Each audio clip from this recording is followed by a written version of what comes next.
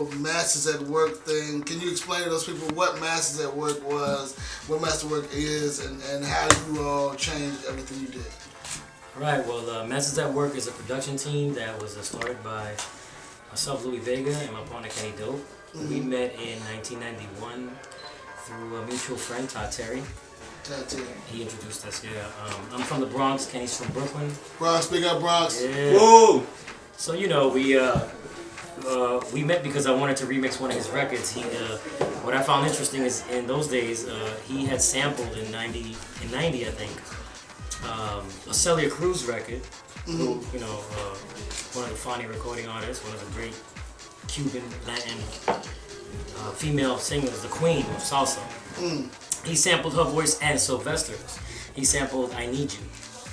And he put those two things together, and I love the way he mixed the worlds. And for me, that's what I represented. You know, actually, it was Tony Humphries who came with it and said that in New York City, I was the bridge between African Americans and Latinos. So you the ground sound, man. It's because of the way I play. You know what I mean? I can play just with a lot of soul in general. So, you know, I started playing in '85. I have been playing already for about 5-6 years. So I had played in every club in New York City, and had big residencies with, you know, people, 2,500 people to 4,000 people every Friday and Saturday in New York. By the time it was '90, I had already been, you know, all around New York hundreds of times, and started traveling. And then I got offered an album deal on Atlantic Records. And when I was offered an album deal, I was probably one of the early DJ album deals on a major label. I had approached a singer from the clubs I used to play at. His name was Mark Anthony. Mark Anthony. Yeah. Are we name dropping a little bit? Yeah, name dropping. Just a skosh. Well, you know, it's funny because the clubs that I played at, '86 to '88, you know, Mark Anthony used to hang out there, India, like all the people that I produced later on used to be young teenagers in the clubs. You know what I'm saying? So in '91, you know, I had done a lot of music from '85 to 90, let's say, and it was called freestyle.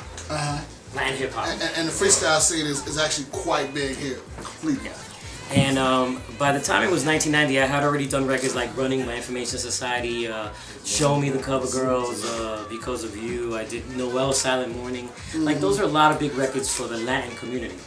You know, the young kids at that time. I'm talking about 4,000 kids singing a song while you're playing. You know, but at the same time that I was making that music, I was also playing house music from the very beginning. You know, when the first DJ International records came out, Trax Records, you know, just all the labels from here, from New York City. You know, I was Detroit. I was playing a lot of that in New York at the same time. So we had those worlds mixed, you know what I'm saying? So when I had met Kenny through Todd used to hang out in the clubs. He used to bring me cassettes of his records when he first did them. Can You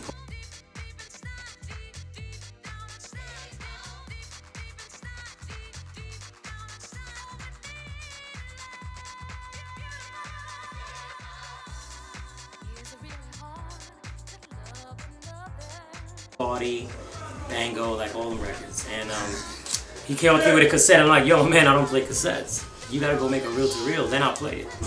And he went back home, made that reel-to-reel, came back the following week. Next thing you know, in the next 9 months before that record came out, I had New York City jump in on Todd Terry's music. What year was that again? That was '86. '86. Yeah. Where were you at then? I'm older. He's not, but I am. Yeah.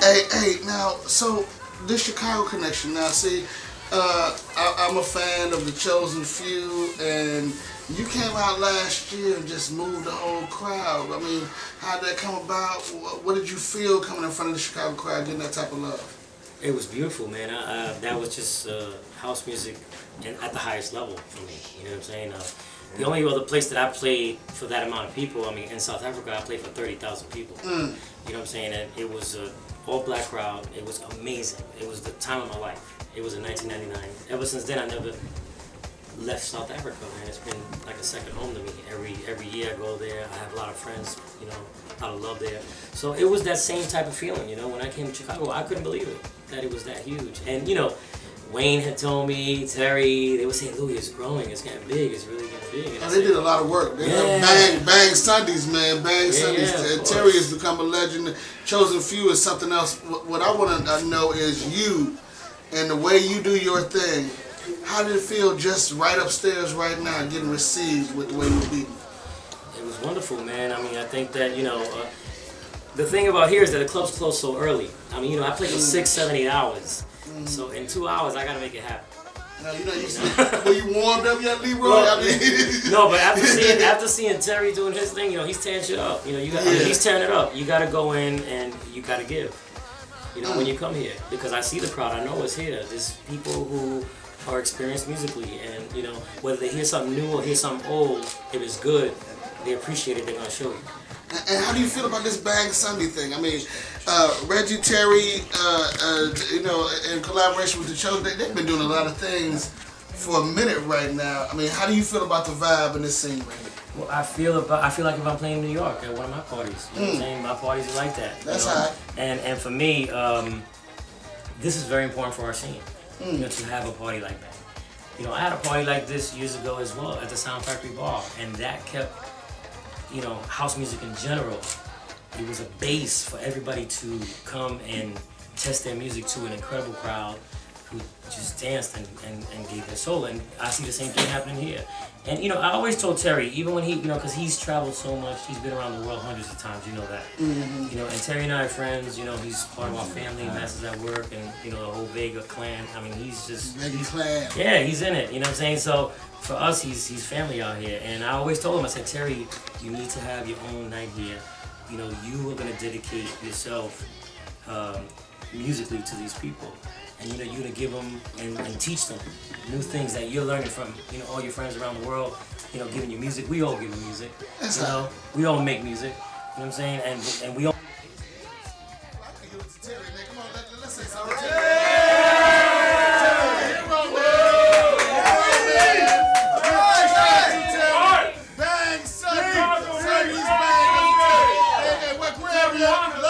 It comes out here and actually just touches you. I mean, I don't see Big Weed or Moby coming to play in a room like this. And you about as close to it as I can think about right now. Well, the thing is that it's a different world out there. You know what I'm saying? It's just, you have festivals, you have small clubs, you have big clubs, you have clubs that like this, clubs that like that, the crowds, you know what I'm saying? But this club caters to soul music, in general. I know it does, whether it's hip-hop or whether it's house or whether it's Afrobeat, whatever you want to call, the different styles that are in here.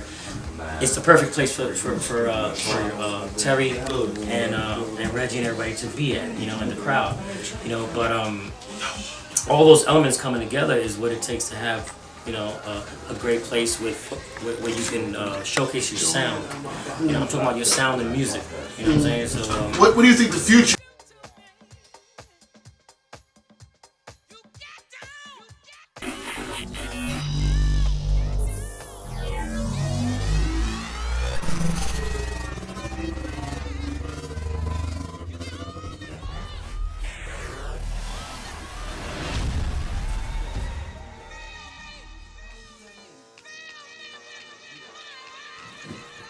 Through events like the picnic. Right. You understand? Because you're reaching the masses. You're reaching the masses. You coming? I came already last year. Oh, you rocked last year. Y'all snapped. Listen, that was an experience I will never forget. I couldn't believe it. I mean, Kevin Hedge, my partner, we do Roots every Wednesday, 9 years now at Cielo in New York. And I said, listen, because Terry and Wayne asked me to come out. And I said, Kevin, I think we should make it like a Roots night because, we get people listening to us on the web because we're on WBLS every Friday, which is, the biggest black station in the city. Absolutely. So, we're Frankie Crocker, you know what I'm saying? Our hero. So, we're at that station every Friday, and I thought it would be great to bring the Roots brand here and Kevin and I together, and it worked out perfect. I mean, I was amazed. Man. Have you seen the video? Have you seen some No, of the video? I haven't seen it. Man, they Terry snapped, Joe. Y'all haven't heard no music till you saw them boys come out and play. Last year's Chosen Few was something that changed a whole lot. Y'all look forward to this year. And I still want to get the mystery on the lineup, but they ain't going to tell me. Anyway, man, we really appreciate your time because I know, man, you sat and put so much energy in the souls of that crowd, and I know you're tired. DJ International TV appreciate you, man. I'm REMIXXX, and I find it an honor to be right next to you, brother. Thank you, man. Well, I want to say thank you for all the support we've gotten from Masters at Work, Eureka Soul, Elements of Life. I mean, Kenny and I, when we got together in '91, we made music for like 10 years, and in that 10-year span, we recorded over 1,500 recordings. I mean, worked, masters at work. And it's funny because we hadn't been together for 10 years. People think we always stood together, but it's not that we broke up. We just started making our own music and opening our own labels and doing our own things. I started focusing on a live band. He was focusing on picking up all those Rare Groove albums and rehashing them and doing his thing and having Dope Wax. I have Vega Records. I started signing all the kids in my stable, in my clubs, like Mr. V and Josh Milan and Nani. Everybody came to the label, So we've been working. When y'all get together? Well, that's what we're doing now. So we hadn't gotten together for 10 years. They're in the studio now. Is he saying they're in the studio? We already recorded 10 tracks. Hey,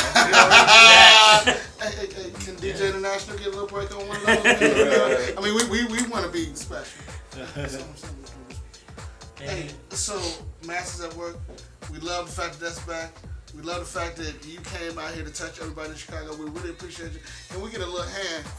Yeah, hell yeah.